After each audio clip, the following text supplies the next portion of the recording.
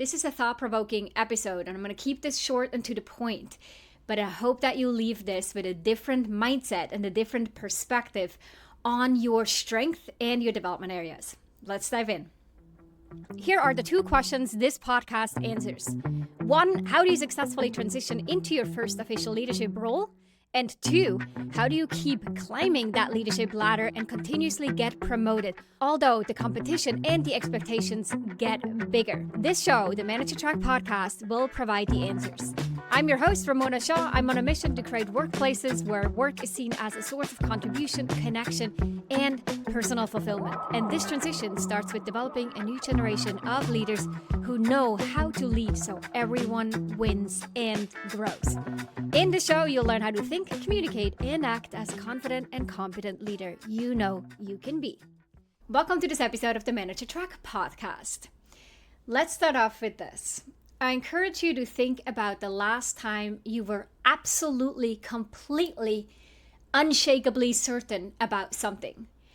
Maybe it was a business decision, a decision about your team, a hiring choice, a strategy you're convinced would work. You had all the data, you had a really good gut instinct, you were sure you were right. You were absolutely certain that your assessment was right. Remember a situation like this. And if we're honest, we can all think back at least one, maybe the last 24 hours, last week. What was one of those situations? But then, maybe you can also recall a situation when you thought exactly that, and it felt just like that moment recently when you knew, no, I know what I'm doing. I know what needs to happen here. I have the answer for sure. But then you learned later on that actually you weren't. You were wrong. What I noticed after years of working with leaders and being an executive and a leadership coach for 8 years now, the thing that makes us feel most secure, our certainty, our expertise, our ability to know the right answer is often the very thing that limits our growth, our impact, and our ability to see what's actually possible. Now, I'm not saying that every time you're right, this is also the thing that we need to talk about here and to investigate. But if we were to look at these 2 data sets, it's a pretty strongly overlapping Venn diagram.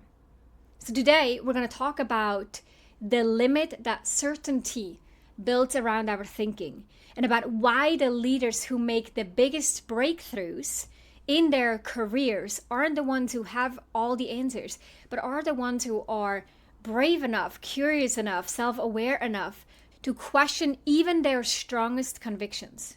So if you ever felt like you've plateaued, like you're playing it safe or you're comfortable or you feel like you've done as much as possible, know that there is something beyond your reach, not far out, but right there.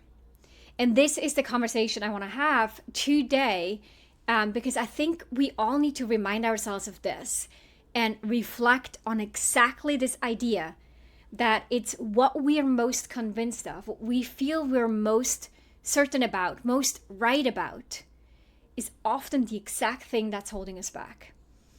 And it can be from small things. Like I remember working in an environment that was very performance driven.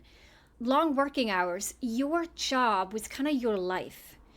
And I remember a very senior leader walking into the office at 7 o'clock at night, and I was still working with a few other people. And he said, my gosh, I can't believe, why is this office almost empty? Where is everyone?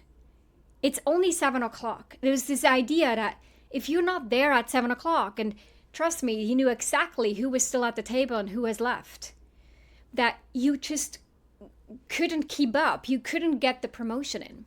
And I was so certain that that was how this culture was, and that was the only path forward.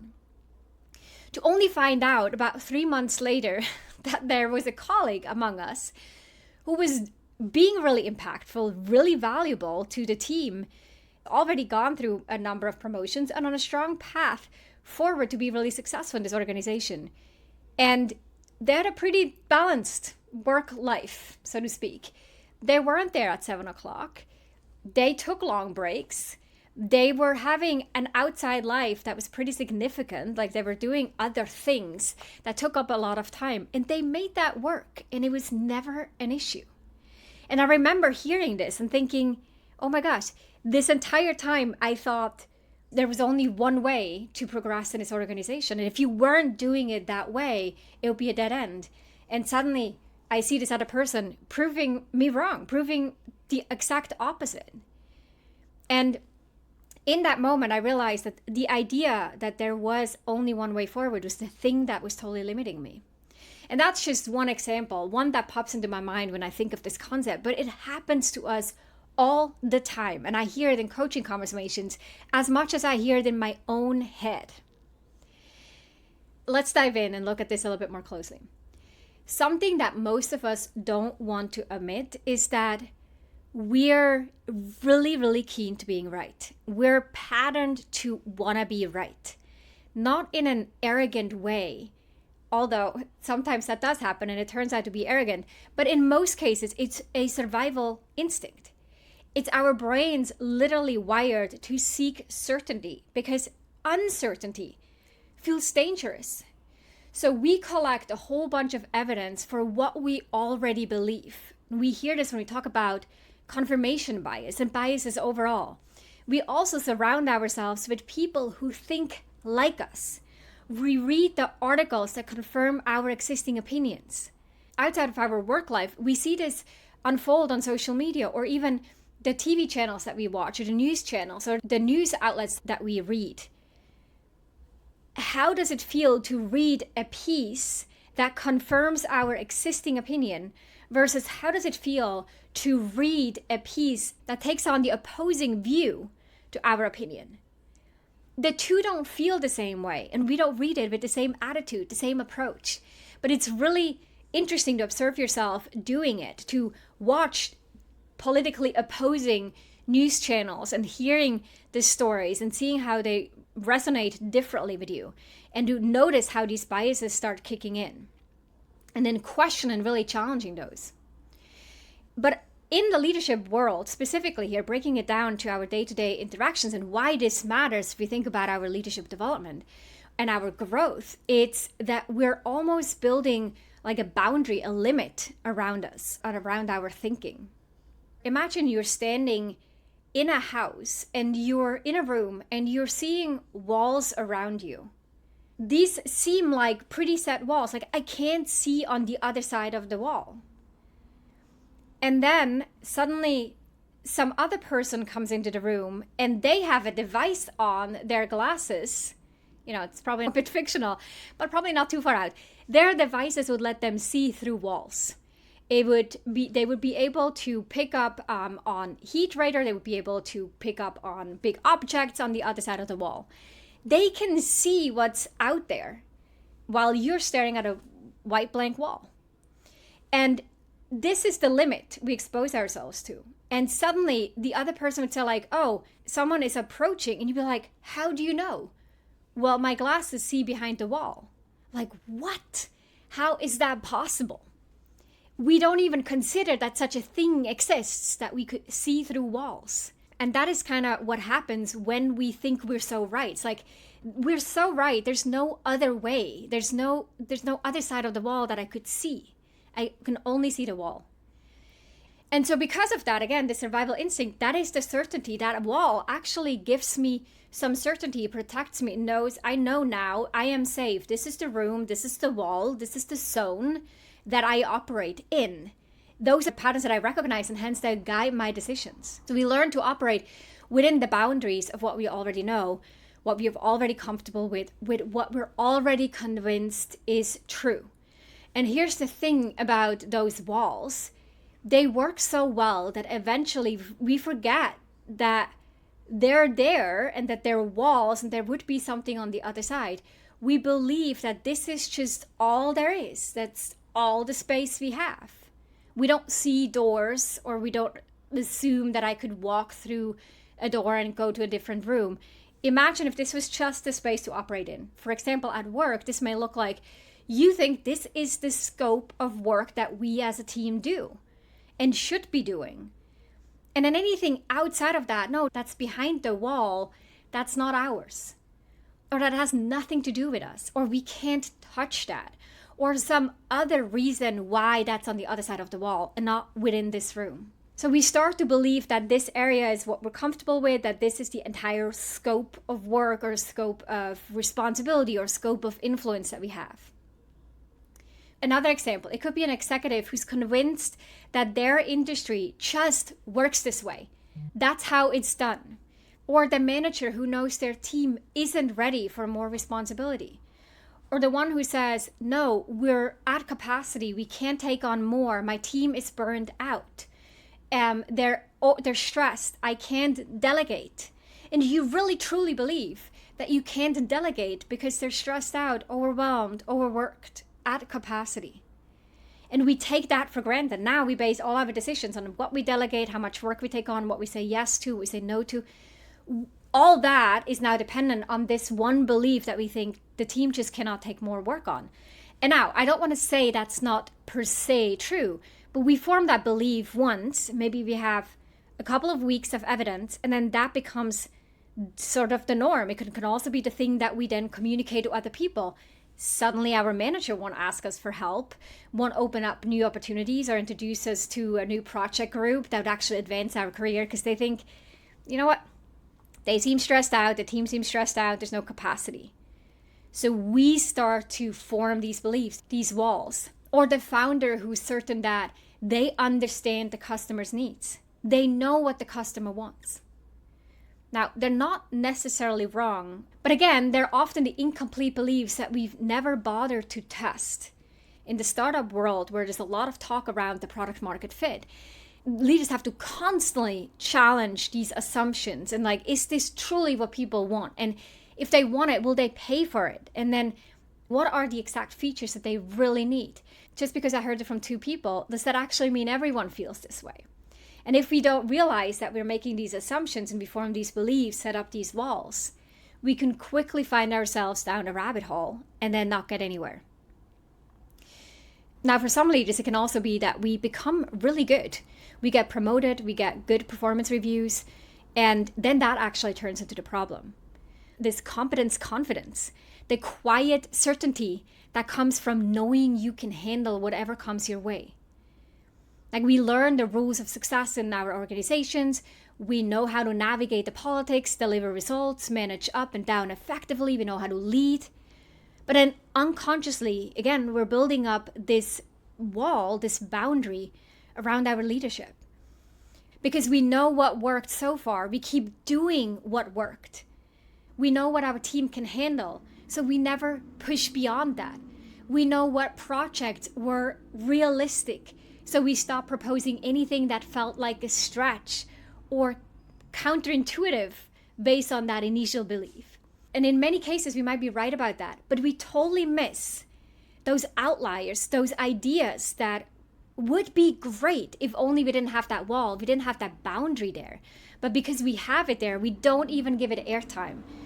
You might notice this when you have new joiners. You're like, great, fresh set of eyes, give me all the feedback. And then they give you the feedback. And immediately it's like, doesn't work, won't work, tried before, didn't go well, can't imagine my boss signing off on this, no way we'll get funding for that. Immediately, it's all the no's, all the things that you think you know for sure. So the question that you can ask yourself is very simple. What if everything you know about what's possible here is just an idea? It's not the truth. It's not a fact. It's just an idea. It's just an opinion. Another question you can ask is, what if I'm wrong about this? Or what if there's something I'm not seeing? Who could I ask that might see something I'm not seeing? If someone makes a proposal or a suggestion and you think that is so out there, no way. Instead of just shutting it down, ask them, based on what are you making this suggestion?